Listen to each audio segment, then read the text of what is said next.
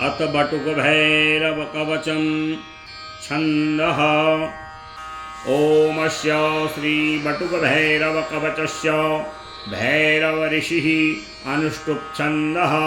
बटुकभैरवो देवता मम सर्वाभीष्टसाधने, जपे पाठे च विनियोगः। देव्युवाच भगवन् सर्ववेता त्वं देवानां प्रीतिकारकं, भैरवं कवचं ब्रूहि यदि चास्ति कृपामयि। प्राणत्यागं करिष्यामि यदि नो कथयिष्यसि, सत्यं सत्यं पुनः सत्यं, सत्यमेव न संशयः। इति देव्या वच श्रुत्वा बृहस्पतिसमः प्रभुः उवाच कवचं तस्यै देवदेवो महेश्वरः। महादेव उवाच कवचं बटुकस्येदं शृणुमत्प्राणवल्लभे, चण्डिके तत्र सर्वस्वं बटुकस्य विशेषतः। तन्त्रमन्त्राक्षरं चैव बटुकस्य स्वरूपकं, शङ्खवर्णो द्वितीयो वा बटुकश्चन्द्रशेखरः।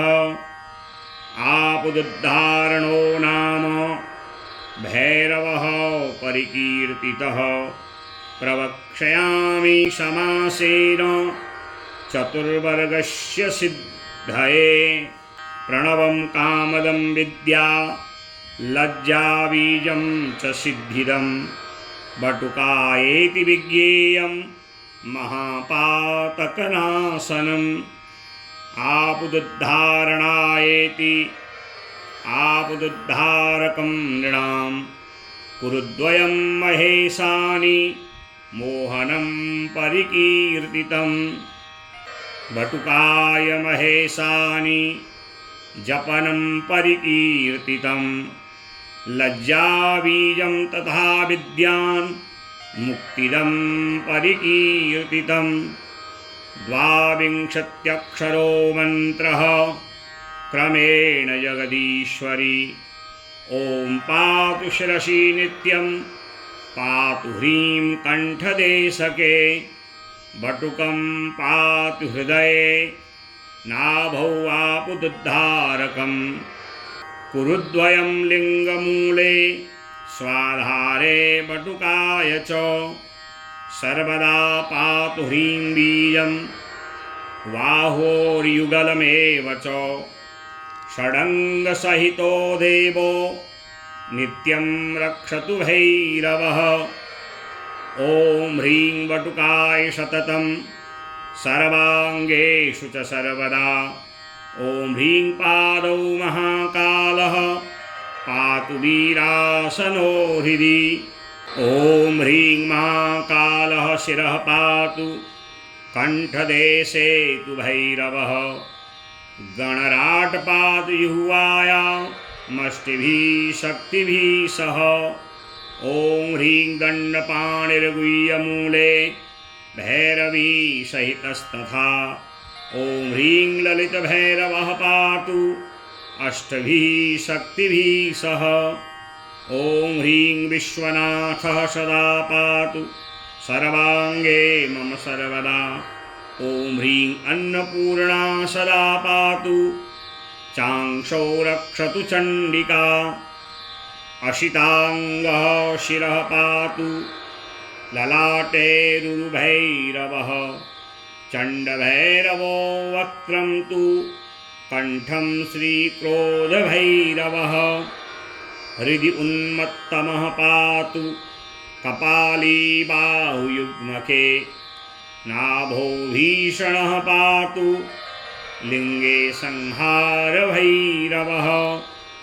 हंसबीजं पादयुग्मे सोऽहं रक्षतु हस्तयोः। प्राणापानौ समानं च उदानं व्यानमेव च।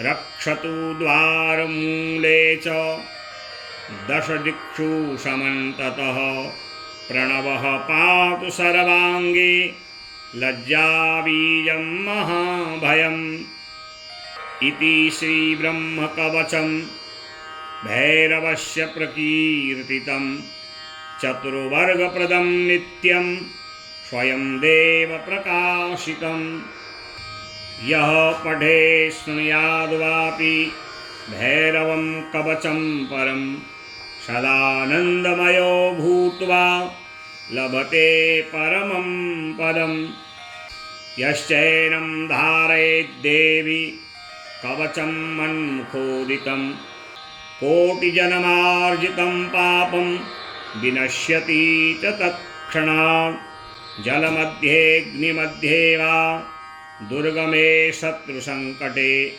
कवचं स्मरणात् देवी सर्वत्र विजयी भवेत् भक्तियुक्तेन मनसा कवचं पूजयेद्यदि कामतुल्यस्तु नारीणां रिपूणां च यथोपमः यस्य पादाम्बुजद्वन्द्वं राज्ञां कुटभूषणं तस्य मूर्तिं विलोक्येव कुबेरोऽपि तिरस्कृतः अस्य विज्ञानमात्रेण सर्वसिद्धिर्न संशयः इदं कवचम् अज्ञात्वा यो जपेत् वटुकं नरः न प्राप्नोति फलं तस्य परं नरकमाप्नुयात् मन्वन्तरत्रयं स्थित्वा तिर्यग्योनिषु जायते यः लोके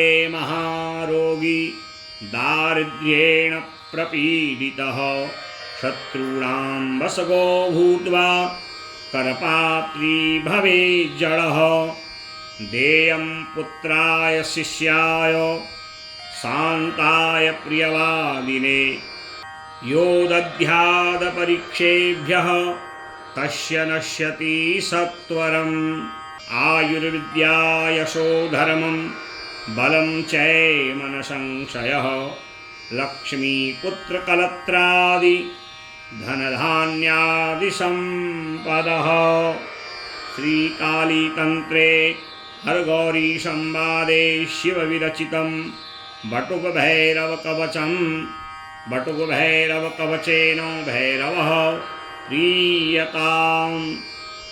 बटुक भैरव कवच को पढ़ने से सभी प्रकार की सिद्धियां प्राप्त होती हैं। बटुक भैरव का कवच साधकों के लिए अत्यंत गोपनीय और सिद्धि का साधन है। बटुक भैरव जी के महत्व और बटुक भैरव जी के कवच की विशेषता स्वयं भगवान शिव माँ पार्वती को विस्तार पूर्वक सुनाते हैं। बटुक भैरव जी के जो मूल मंत्र ओम ह्रीं बम बटुकाय आपदुद्धारणाय कुरुकुरुवटका ह्रीं ओम, ये 22 अक्षरों का जो मंत्र है उनकी महत्ता और इन बीज मंत्रों से बटुक भैरव कवच की रचना करके स्वयं भगवान शिव माँ पार्वती को इस ज्ञान उपदेश को प्रदान करते हैं और कहते हैं 3 माह पर्यंत यदि बटुक भैरव जी के कवच का कोई मनोभाव से भैरव जी का ध्यान करके इसको विधिवत पढ़े तो उसको समस्त अष्ट सिद्धियां प्राप्त हो जाती हैं। इस बटुक भैरव जी के कवच का ज्ञान योग्य शिष्य को ही प्रदान करना चाहिए। जो परीक्षा के लिए इस बटुक भैरव कवच का पाठ करता है, बटुक भैरव जी उसकी समस्त सिद्धियों को समाप्त कर देते हैं। इसलिए मनोभाव से परीक्षा न लेकर के यही मेरा इष्ट है, इसी में मेरी सिद्धि है, इस भाव से जो बटुक भैरव जी का कवच पाठ करते हैं उनको समस्त सिद्धियां भैरव जी प्रदान करते हैं और उनके समस्त मनोरथ पूर्ण हो जाते हैं। हरि ओम तत्सत। हरि ओम तत्सत। हरि ओम तत्सत। श्री बटुक भैरवार्पणमस्तु।